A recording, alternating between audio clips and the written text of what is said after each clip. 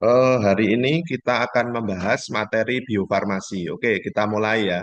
Ini kita bahas, nah, obat itu kalau diberikan, pemberian obat itu bisa, ini ya, kita bagi menjadi dua, ya, intravaskuler dan ekstravaskuler. Ya, kalau intravaskuler, obat tersebut langsung masuk ke pembuluh darah. Jadi tidak ada proses absorpsi, langsung masuk ke sirkulasi sistemik. Ya, nah, jadi langsung ya masuk ke pembuluh darah. Jadi totalnya obatnya semuanya langsung masuk ke pembuluh darah. Ya.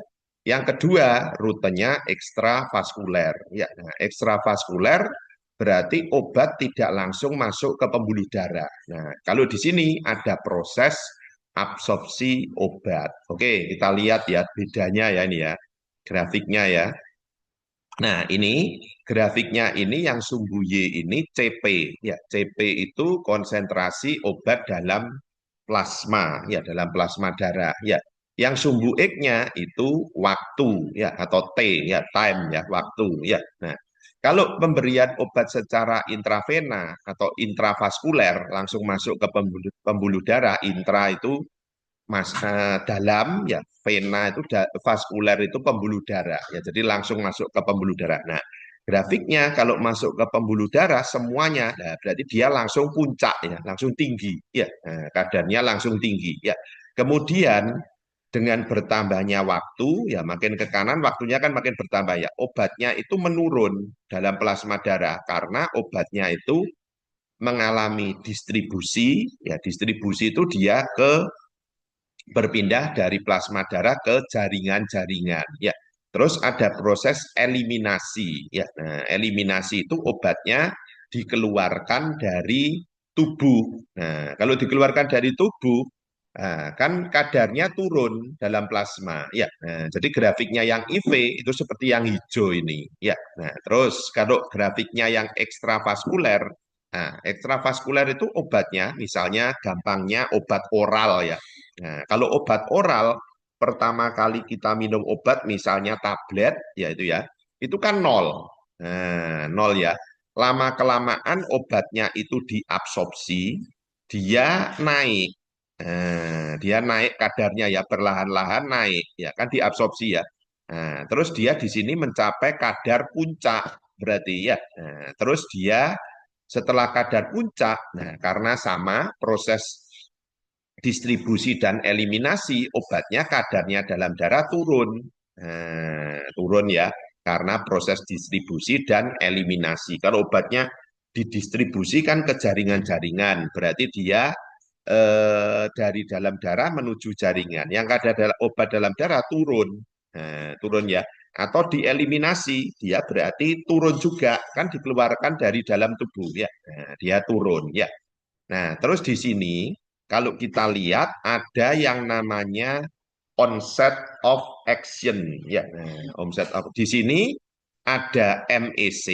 MEC itu apa? MEC itu minimum effective concentration, ya. Nah, jadi di sini kadar obat minimal atau kadar obat paling sedikit yang dia bisa memberikan efek. Nah, efek ya. Nah, jadi kadar obat paling rendah atau paling sedikit yang bisa memberikan efek. Nah, ini digambarkan sini ya. Yang biru ini dia MEC ya. Nah, ini ya minimum effective concentration. Jadi kalau mencapai MEC obatnya itu efektif ya, kerjanya sudah optimal ya gitu ya. Kalau di bawah MEC obatnya kerjanya belum optimal. Jadi MEC itu gampangannya kadar paling kecil atau konsentrasi obat paling kecil dalam plasma yang memberikan efek optimal. Jadi kalau MEC itu kalau kita minum obat analgesik, misalnya kita pusing ya, nah sakit kepalanya mereda atau berkurang atau bahkan hilang ya. Nah, kalau obatnya mencapai MEC ini ya. Nah, ini. Nah, untuk obat mulai diminum kalau yang oral ya, sampai mencapai MEC ini, dia kan perlu waktu. Nah, perlu waktu ya, perlu waktu. Mulai obat diminum sampai mencapai MEC, yaitu ini. Nah, waktunya kan ini ya. Nah, ini ya. Dia itu namanya onset of action, mulai minum obat sampai mencapai MEC. Ya, waktu yang dibutuhkan itu onset of action. Ya, berarti onset of action itu kalau makin pendek, berarti obatnya itu makin cepat. Nah, makin optimum ya, nah, cepat mencapai kadar efektifnya. Ya, gitu ya. Nah, setelah onset of action, obatnya kan terus naik ya. Nah, terus naik ya. Nah, lama-lama dia kan turun ya. Nah, dia di sini masih MEC. Nah, kalau setelah ini, waktu setelah ini dia mulai berkurang kadarnya. Nah, mulai berkurang kadarnya, mulai di bawah MEC. Nah, ini jarak dari MEC ini rentangnya ya, nah, rentang waktunya sampai ke MEC waktu dia turun, MEC terakhir waktu dia turun, ini namanya duration of action ya atau lama kerja obat. Nah, gitu ya. Jadi selama obat itu mencapai MEC ya, nah, mencapai MEC di rentang MEC itu dia lama kerja obat. Ya gitu ya. Nah, rata-rata obat yang dikehendaki, nah, yang dikehendaki kalau sediaan obat itu berarti yang onset of action-nya cepat, ya gitu ya. Nah, mencapai MEC-nya cepat, efeknya cepat kan ya. Nah, kalau bisa begitu diminum berapa menit langsung ngefek obatnya, ya kan gitu ya. Nah, obat yang dikehendaki onset of action-nya cepat, tapi durasinya panjang. Nah, onset of action-nya cepat, durasinya panjang. Jadi kalau durasinya panjang, orangnya kan minum obatnya nggak perlu sering-sering, ya gitu ya. Nah, mungkin cukup sekali sehari kalau duration of action-nya panjang. Ya, oke ya, ya. Nah, kalau ini ada yang namanya MTC. MTC itu minimum toxic concentration. Ya, nah, jadi konsentrasi toksik minimum. Nah, kalau ini konsentrasi toksik ini harus dihindari kalau konsentrasi toksik ya karena di sini orangnya yang minum obat pasiennya mulai mengalami toksisitas di sini ya gitu ya. Ya. Oke ya, ini saya lanjut ya. Nah, jadi ada DOA dan OOA. Ya, oke ya. Saya lanjut ya.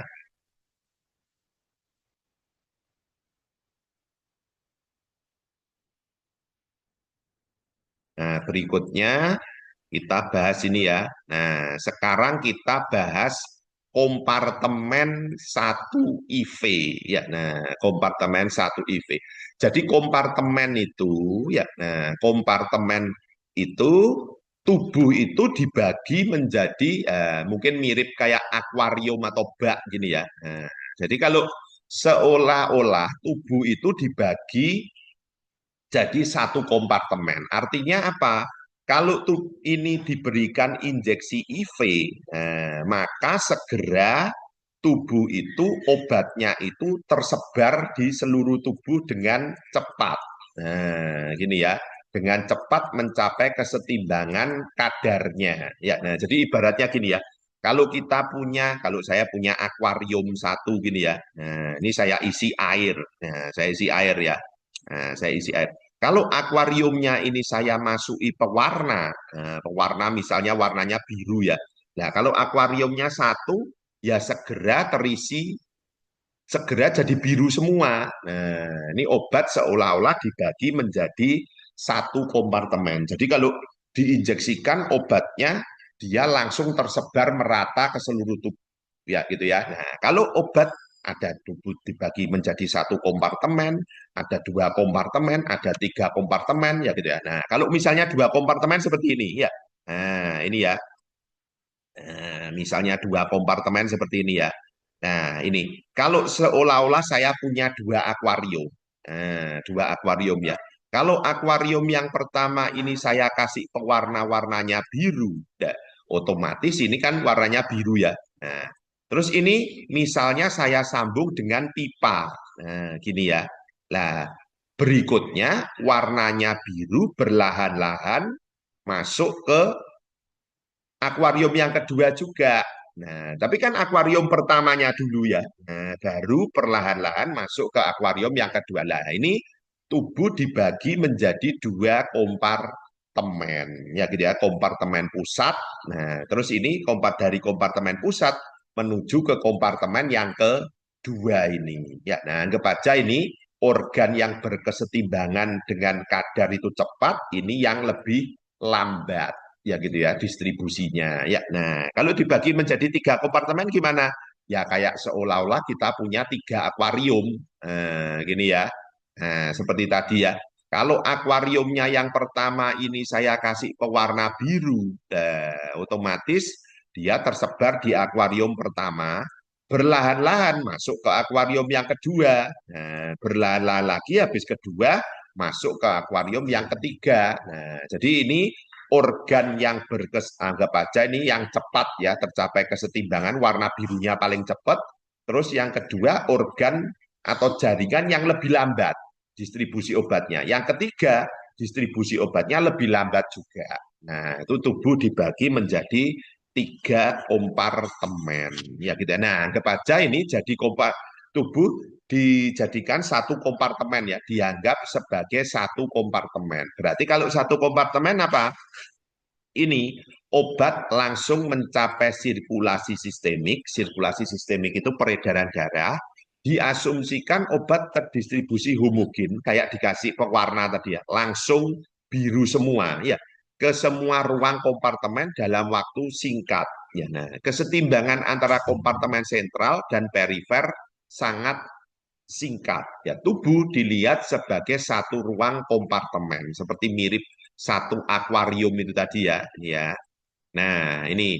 Jadi nanti kita bahas yang data darah. Itu kompartemen pertama, tapi data darah. Sebetulnya bisa pakai data darah dan data urin. Nah, kalau data darah yang dipakai konsentrasi obat dalam plasma atau CP. Ya, nah, kalau data urin yang dipakai jumlah obat dalam urin atau DU. Ya, gitu ya. Nah, ini persamaannya data darah itu ini ya.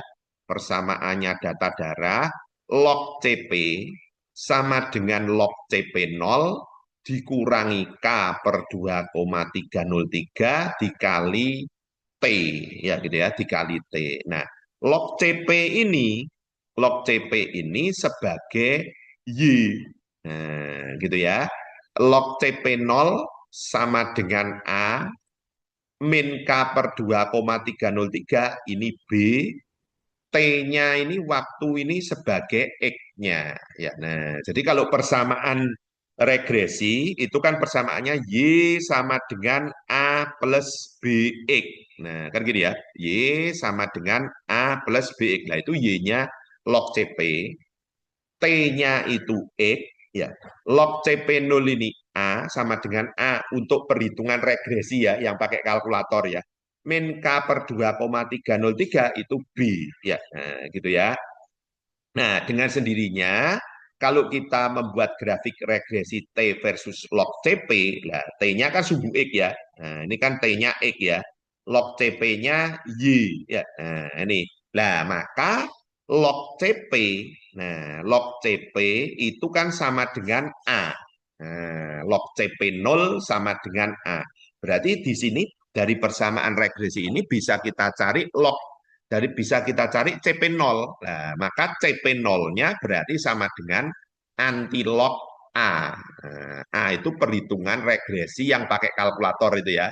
Nah, terus min K per 2,303 sama dengan B. Nah, berarti min K sama dengan, ini kan kalau bagi di sini pindah ruas jadi kali ya. Min K sama dengan 2,303 dikali B ya gitu ya. Nah, dikali B ya. Nah, ini keterangannya CP itu apa? CP itu konsentrasi obat dalam plasma atau dalam darah pada waktu T ya. Nah, ini satuannya miligram per mililiter atau mikrogram per mililiter. Jadi ini sama ya. Miligram per mililiter ini sama dengan mikrogram per mililiter. Jadi umpamanya 1 miligram per liter ya juga sama dengan 1 mikrogram per mililiter. liter. Ya, nah CP0 konsentrasi obat dalam plasma mula-mula. Nah, pada saat T sama dengan 0. Ya, nah pada waktu ke 0 ya. K itu tetapan laju eliminasi satuannya di sini per jam atau jam min 1, jam pangkat min 1. Ya, T itu waktu dalam jam, ya gitu ya. Nah, parameter farmakokinetik yang bisa kita hitung kalau pakai data darah itu yang pertama tetapan laju eliminasi ya nah atau K ya nah tetapan laju eliminasi atau K ya laju eliminasi sebagian besar obat itu mengikuti kinetika orde 1 ya nah di sini rumusnya ini tetapan laju eliminasi total ya K itu ya. Nah, K itu rumusnya KM. KM itu apa? KM itu tetapan laju metabolisme. Ya, nah jadi gini ya. Laju metabolisme jadi organ utama dalam tubuh yang melakukan metabolisme itu hepar ya nah atau liver ya nah atau hati ya nah jadi organ utama yang memetabolisme di tubuh kita itu hepar atau liver atau hati ya gitu ya memetabolisme obat ya apakah organ lain bisa ya nah mungkin di usus ya bisa mengalami metabolisme obat itu di ginjal bisa juga ya tapi jumlahnya kecil ya nah jadi organ utama yang bisa memetabolisme obat itu liver atau hepar atau hati ya gitu ya nah KE di sini tetapan laju ekskresi ya nah ekskresi obat ya nah yang bisa melakukan ekskresi obat itu di sini organ utamanya ginjal. Nah, organ utamanya ginjal ya, atau renal. Nah, ginjal atau renal. Nah, apakah organ yang lain bisa? Bisa, ya gitu ya. Ekskresi obat bisa lewat apa aja? Contoh, bisa lewat pernapasan ya atau lewat paru-paru. Nah, bisa ya obat diekskresi lewat paru-paru ya terutama obat-obatan yang inhalasi ya gitu ya. Lewat mengeluarkannya dari tubuh lewat gas lewat paru-paru ya berupa gas lewat paru-paru atau lewat pernapasan. Bisa lewat apa lagi? Lewat keringat ya, lewat feses ya, bahkan bisa lewat ASI ya untuk obat-obatan tertentu ya. Tapi balik lagi organ utama itu ginjal ya. Nah, atau renal ya, organ utamanya ginjal atau renal ya gitu ya. Ya, yang paling besar ya. Jadi organ utama untuk metabolisme di dalam tubuh kita itu hepar. Organ utama untuk ekskresi itu renal ya atau ginjal ya gitu ya. Nah, di sini tetapan laju eliminasi itu sama dengan tetapan laju metabolisme ditambah tetapan laju ekskresi. Ya, gitu ya. Ya. Nah, oke, kita lanjut ya.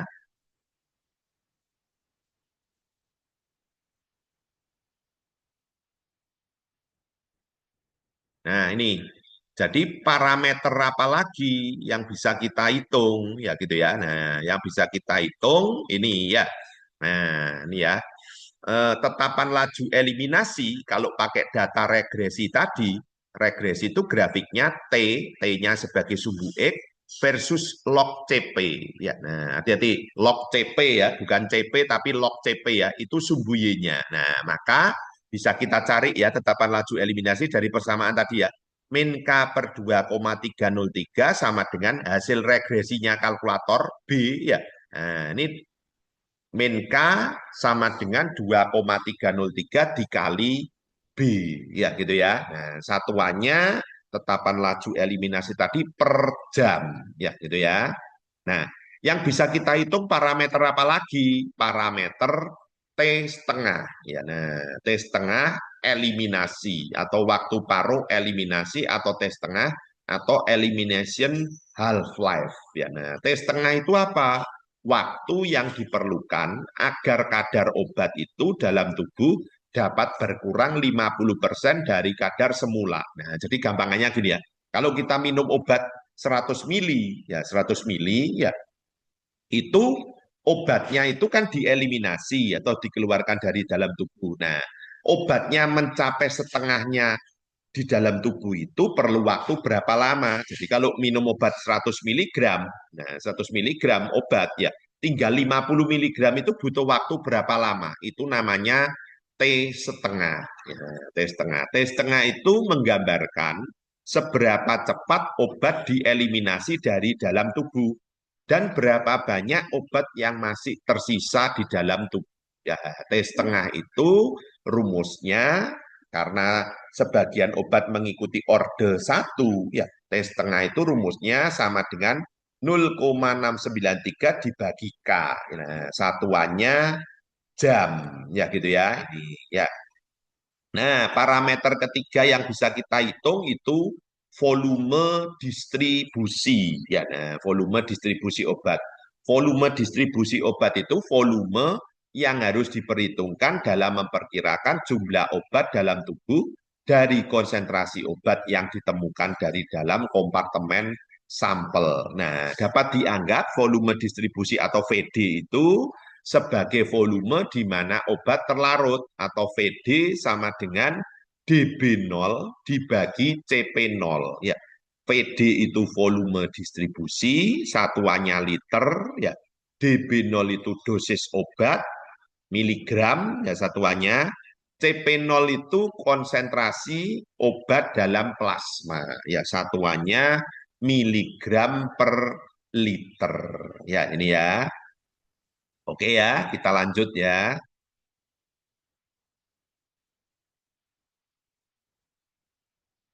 Nah, parameter apa lagi yang bisa kita hitung ya? Nah, dari data darah ya. Ini ya, clearance. Nah, clearance ya. Clearance itu menggambarkan volume darah yang terbebaskan dari obat persatuan waktu akibat eliminasi. Ya, nah, clearance itu sama dengan K dikali VD. Ya, nah, clearance itu satuannya liter per jam, K itu tadi tetapan laju eliminasi satuannya per jam, VD itu volume distribusi satuannya liter ya. Nah, satuannya liter. Jadi CL itu clearance itu rumusnya K tetapan laju eliminasi dikali volume distribusi. Ya, nah ini ya. Yang berikutnya apa yang bisa kita hitung? Area under curve ya atau AUC ya, AUC ya. Nah, AUC itu menggambarkan jumlah obat yang terabsorpsi secara sistemik atau jumlah obat yang masuk ke pembuluh darah. Nah, AUC itu rumusnya sama dengan CP0. CP0 itu apa? Konsentrasi obat dalam plasma mula-mula ya atau pada waktu ke 0 ya. Satuannya miligram per liter ya. K itu tetapan laju eliminasi, satuannya per jam ya. AUC itu area under curve jadi satuannya miligram jam per liter ya. Nah, gitu ya, miligram jam per liter ya. Nah, itu ya. Oke, kita lanjut ya. Nah, ini ya. Sekarang kita masuk ke contoh soal. Nah, ini contoh soalnya ya atau penerapannya yang tadi ya. Nah, ini contoh soal nomor satu ya. Seorang wanita dengan berat badan 50 kilogram diberi injeksi obat antibiotik dengan dosis tunggal intravena.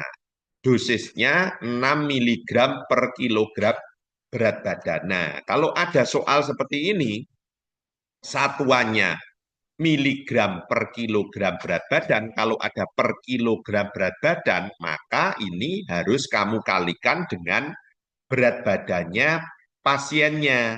Nah, berat badannya pasiennya ya. Jadi kalau ada 6 miligram per kilogram berat badan, berarti kamu kalikan berat badannya. Ini berat badannya 50 ya.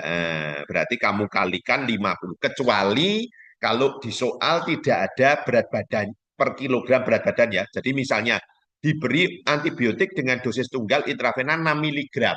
Nah, berarti tidak usah kamu kalikan dengan berat badannya pasien. Ya. Nah, tapi kalau ada keterangan 6 miligram per kilogram berat badan, harus kamu kalikan dengan berat badannya pasien. Ya gitu ya. Nah, itu ya.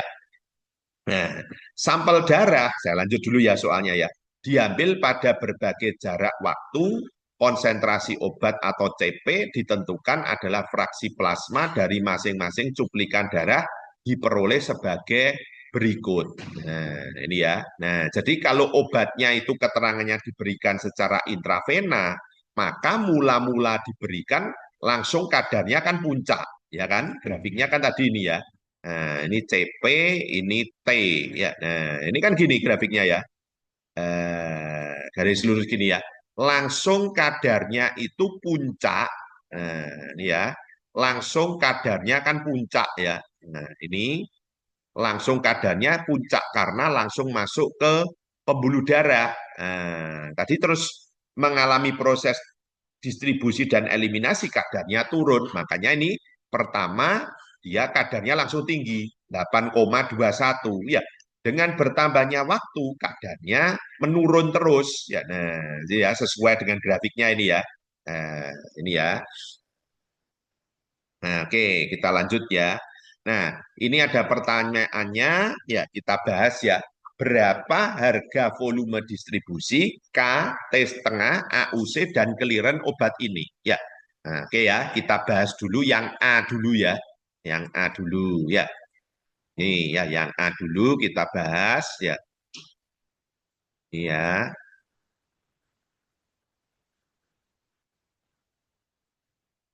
bentar ya. Kita bahas dulu yang A.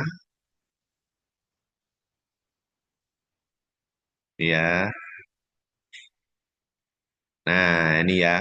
Nah, ini ceritanya kan obatnya itu diberikan lewat intravena, ya. Nah, diberikan, disuntikkan setelah 0,25 jam diambil sampel darahnya. Terus diperiksa kadarnya obatnya dalam darah. Lah, ketemunya ini 8,21. Ya. Terus setengah jam kemudian diambil darahnya lagi.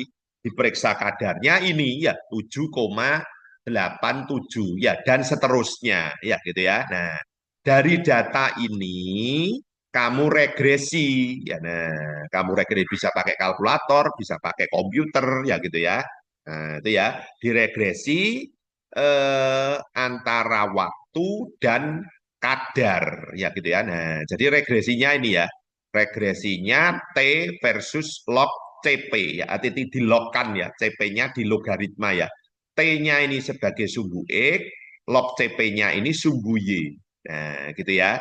Nah, kalau kamu regresi, ini datanya ini ya gitu ya. Kalau regresi maka kita dapat nilai A-nya 0,9332, nilai B-nya min 0,0740, nilai R-nya min 0,0999. Ya, gitu ya. Nah, nilai R itu kalau makin mendekati satu atau negatif satu, dia makin linier, ya gitu ya. Nah, makin linier, makin mendekati garis lurus. Ya, kalau R-nya garis lurus itu R-nya satu atau min satu. Ya, nah pakai persamaan tadi ya. Log CP ya sama dengan log CP0 min K per 2,303 T. Ya, nah log CP-nya kan Y ya. Nah, di sini bisa kita hitung parameter apa aja. Ya, parameter pertama yang bisa kita hitung ini ya. Kita cari dulu K-nya ya. Nah, K, K kan ini ya. Min K per 2,303 sama dengan hasil regresinya B ini ya di kalkulator ya. Ya maka min K per 2,303 sama dengan B. B-nya kan min 0,7440 ini. Ya, nah min K berarti 2,303-nya saya pindah ke sana ya, dikalikan ya. 2,303 kali min 0,0740. Nah, ini min K sama dengan min 0,170 ya, negatifnya bisa dicoret. Nah, jadi K tinggal ngalikan aja ya.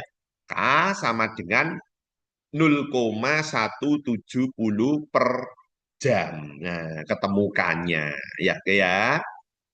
Nah, kita cari parameter berikutnya yang bisa kita hitung. Ya, ini ya. Nah, yang bisa kita hitung ya. Nah, yang bisa kita hitung itu ini ya CP0. Nah, tadi log CP0 itu sama dengan A. Nah, A-nya kan sudah ya, sudah kita hitung tadi ya dari hasil regresi. Log CP0 sama dengan 0,9332. Kalau CP0 berarti anti log ini ya. Nah, anti log 0,9332 ketemunya 8,574 miligram per liter. Nah, sudah kita ketemu K dan ketemu CP0. Ya, nah sekarang kita bisa cari parameter apa lagi? T setengah. T setengah sama dengan 0,693 dibagi K. 0,693 K-nya tadi kan sudah ketemu ya, sudah kita hitung. 0,170. Jadi ketemunya 4,076 jam ya T setengahnya. Jadi waktu obat diminum sampai tinggal kadarnya tinggal setengahnya itu butuh waktu 4,076 ya gitu ya. Nih ya. Nah, bisa kita cari apa lagi ini berikutnya. VD volume distribusi dosis dibagi CP0. Nah, CP0-nya kan sudah ketemu ya. Nah, sekarang dosisnya tadi. Dosisnya tadi 6 miligram per kilogram berat badan. Nah, maka kalau ada per kilogram berat badan ini harus kamu kalikan dengan berat badannya pasiennya. Jadi 6 dikali 50, 300. Ya, dibagi CP0-nya 8,574. Nah, ketemunya volume distribusinya 34,990 liter ya gitu ya. Nah, liter. Ya bisa kita cari apa lagi parameter berikutnya clearance. Clearance itu K dikali volume distribusi. K-nya 0,170, volume distribusinya kan ini ya. Nah, 34,990. Ketemunya tinggal ngalikan aja, ketemunya 5,948 liter per jam. Ya gitu ya. Nah, berikutnya kita cari AUC. AUC itu CP0 dibagi K. Nah, CP0-nya tadi kan sudah ketemu ya. Nah, CP0 kan ini ya. Sudah ketemu ya di atas ya. Nah, 0,9332 ya. Nah, ini masuk ke sini ya. Nah, CP0 oh ini ya, CP0-nya dimasukkan ke persamaannya tadi ya. Ini ya. Nah, ini kan CP0-nya ya. Nih ya. Nah, masuk ke sini ya. Dibagi K-nya. K-nya tadi 0,170. Ketemunya tinggal dibagi, ketemunya 50,435. Ya, gitu ya. Nah, ini yang A sudah ketemu semua parameternya, ya gitu ya. Nah, sekarang kita bahas yang B. Ya, nah, oke, kita balik ke soal dulu lagi ya. Nah, B itu yang ditanya apa di sini ya. Nah, nih ya. B itu yang ditanya apa? Obat antibakteri ini tidak efektif pada konsentrasi plasma kurang dari 2 mikrogram per mililiter. Berapa lama kerja obat ini? Ya, nah, berarti apa? Berarti kalau di bawah 2 dia tidak efektif. Berarti 2 ini MEC ya. Nah, atau minimum effective concentration ya gitu ya. Nah, berapa lama kerja obat ini? Ya ditanya berapa lama kerja obat ini ya gitu ya. Nah, oke ya.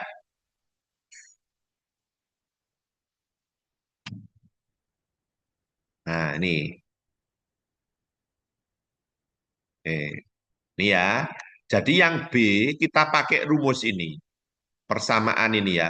Log CP sama dengan log CP0 dikurangi K per 2,303 T. Lah, ditanya berapa lama. Nah, kalau berapa lama itu berarti kan waktunya ya ini ya. Nah, CP0 itu konsentrasi obat mula-mula. Nah, CP0-nya kan sudah ketemu ya. 8,574. Nah, log CP-nya kamu isi dengan MEC-nya obat. Nah, ini ya MEC-nya obat karena kan tadi eh, kadar obatnya 2 ya. Nah, kalau dia di bawah 2 dia tidak efektif Nah, maka CP-nya ini, log CP-nya ini kamu isi log MEC-nya atau 2 tadi. Ya, nah ini 2. Ya, ini log 2, kamu hitung pakai kalkulator 0,301 ini 0,029957 log 8,574 itu 0,933 min 0,170 dibagi 2,303 itu min 0,07 ya T ya. Nah, ini kan bisa dipindah ke sana ya. 0,3010 ini dipindah ke sana jadi dikurangi kan ya. Nah, dikurangi 0,933 sama dengan min ini ya 0,0738 T. Nah, ini dikurangi dulu, kamu kurangi dulu, hasilnya dibagi ini ya. Dibagi 0,07 ya, ketemunya 8,564 jam ya. Nah, jadi lama kerja obat itu 8,564 jam. Lama kerja obat itu berarti duration of action ya. Nah, atau DOA ya, lama kerja obat. Jadi kok obatnya itu efektif bekerjanya 8,564 jam ya. Nah, ini ya. Oke, kita bahas berikutnya ya. Berikutnya ya. Nih ya. Nah, pertanyaannya lagi berikutnya apa ini? Pertanyaannya ya. Nah, ini ya. Berapa lama waktu yang diperlukan untuk mengeliminasi obat sampai 99,9%? Nah, yang D ya. Berapa lama waktu yang dibutuhkan obat untuk mengeliminasi sampai ini ya 0,999 ya. Nah, ini ya. Bentar ya.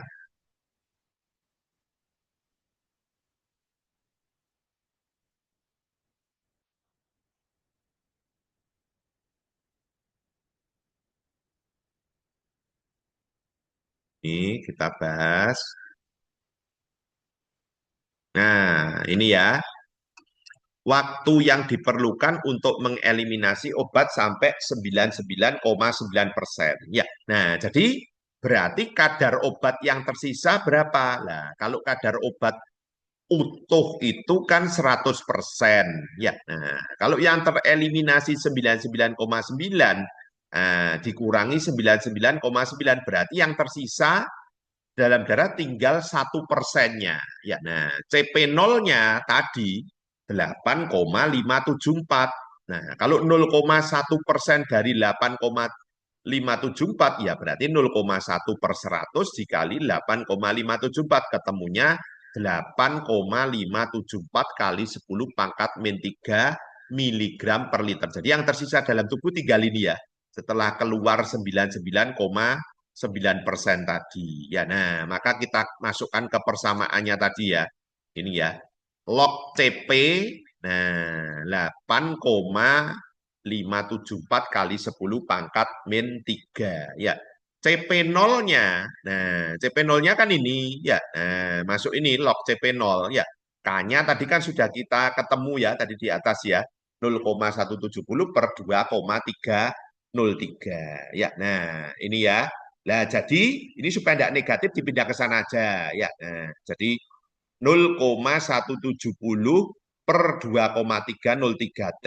Nah, lognya ini kamu pindah ke sini ya. Nah, jadi log 8,574 dikurangi log 8,574 kali 10 pangkat min 3 ya. Nah, ini ya. 0,170 dibagi 2,303 itu ini ya. Nah, 0,0738 sekian. Log 8,574 itu ini 0,933 ya. Log 8,574 kali 10 pangkat min 3 itu ini ya. Negatif 2,066816521 ya. Nah, ini 0,9 ini. Nah, kalau dikurangi negatif dikurangi negatif ini jadi plus ya. Jadi ditambah ya. Nah, persamanya kalau dikurangi negatif itu aturannya kan jadi ditambah ya. Berarti 0,9 kamu tambah 2 ini ya, 2,066 ini ketemunya 3 ya gitu ya. Nah, 3 0,07381676075 T sama dengan 3 T-nya berapa? Nah, ini kan dikali ya. Kalau dikali dipindah ruas sana jadi dibagi ya. Nah, kalau kali jadi bagi, tambah jadi kurang ya kalau dipindah ruas gini ya. Nah, itu. Jadi 3 dibagi 0,07 ya. Nah, 0,07381 ketemunya 40,641 jam ya gitu ya ini ya. Atau kalau kamu mau pakai cara kedua bisa ya. Nah, cara kedua nanti hasilnya sama ya. Tadi kan CP0-nya CP-nya 0,1% yang tersisa ya. CP-nya 100% ya. Nah, langsung kamu masukkan sini ya. 0 CP-nya 0,1 yang tersisa CP0-nya 100 ya. Ini K-nya kan tetap ya. Nah, ini sama caranya. Ini dipindah sana jadi 0,170 per 2,303 T, ini log 100 dikurangi log 0,1. Log 100 itu 2, min log 0,1 itu min 1, kalau dikurangi min kan jadi plus ya tadi ya, 3 loh sama hasilnya ya.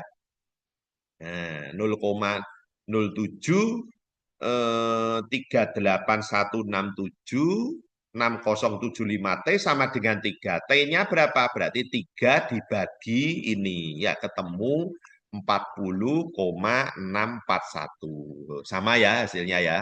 Sama hasilnya. Ya, oke ya.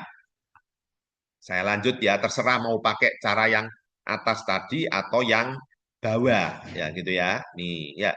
Nah, berikutnya yang bisa, pertanyaan berikutnya apa ini ya? Ya.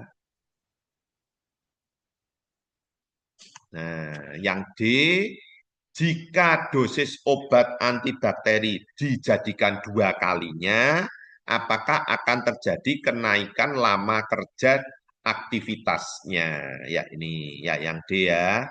Kalau obatnya didua kalikan, ya, nah, didua kalikan dosisnya, ya gitu ya. Apakah akan terjadi kenaikan, ya gitu ya? Oh, bentar ya,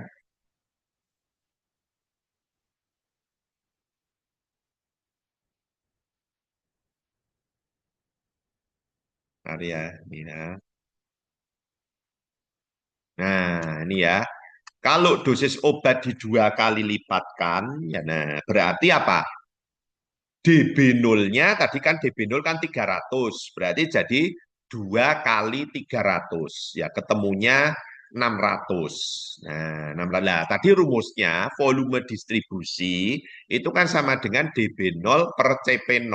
Nah, kalau mau nyari CP0 berarti ini ya DB0, CP0-nya pindah sana ya. Nah, VD-nya di sini ya. Jadi CP0 sama dengan DB0 dibagi VD.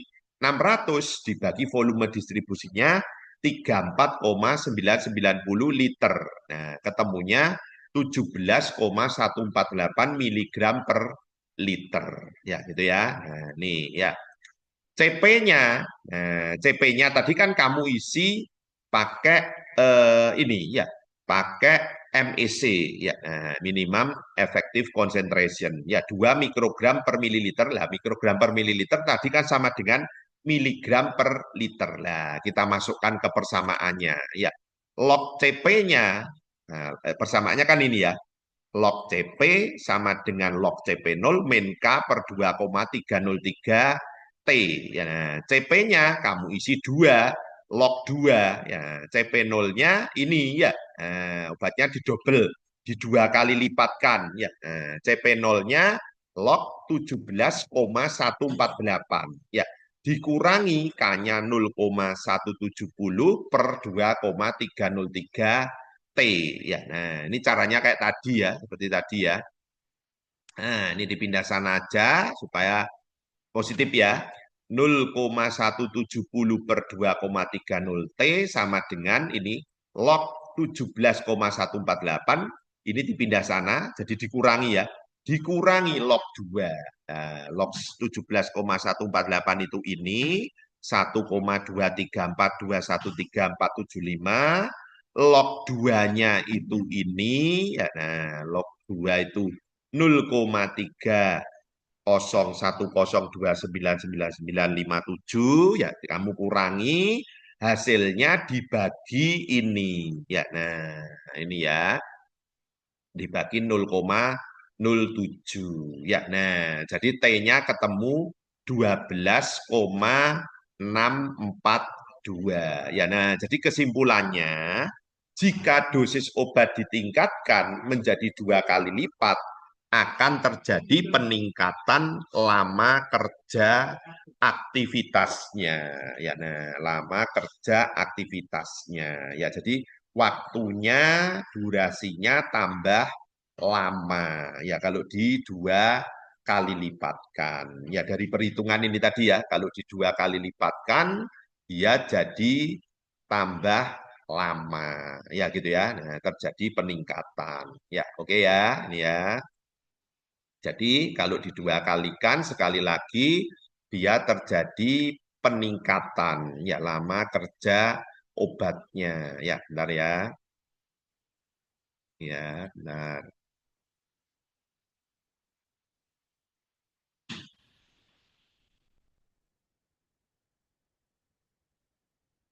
Nah, ini ya. Ini tadi yang B kita kan cari sebentar-bentar. Yang B tadi kan kita cari lama kerja obatnya ya. Nah, ini tadi ya. Kalau kita bandingkan ini, kalau dosisnya normal tadi tidak di 2 kalikan, lama kerja obatnya kan 8,564. Ya, gitu ya. Nah, 8,564. Ya, kalau dosis obatnya di 2 kali lipatkan, ya lama kerja obatnya atau duration of action-nya jadi tadi ya 12 koma tadi ya. Nah, ini ya. Jadi 12 koma ya. Nah, tadi kan 8 koma ya. 8 jam koma ya. Ini kalau dosisnya didobel atau di 2 kali lipatkan jadi 12 koma. Ya memang kalau dosis obatnya itu kesimpulannya kalau dinaikkan 2 kali lipat duration of action-nya jadi lebih lama, ya, nah, duration of action-nya jadi lebih lama, tapi kan tidak 2 kali lipatnya, ya naik tambah lama kan tidak 2 kali lipatnya. Nah kalau 2 kali lipatnya kan harusnya 16 ya, 8 kali 2 kurang lebih kan 16 ya. Nah, ini cuma naiknya jadi 12 ya. Jadi memang waktu lama kerja obatnya jadi tambah lama, tapi tidak 2 kalinya, jadi tidak ikut 2 kalinya, ya gitu ya. Nah, oke, ini kita bahas yang kompartemen satu data darah. Nah, sebetulnya ada banyak pelajarannya ya.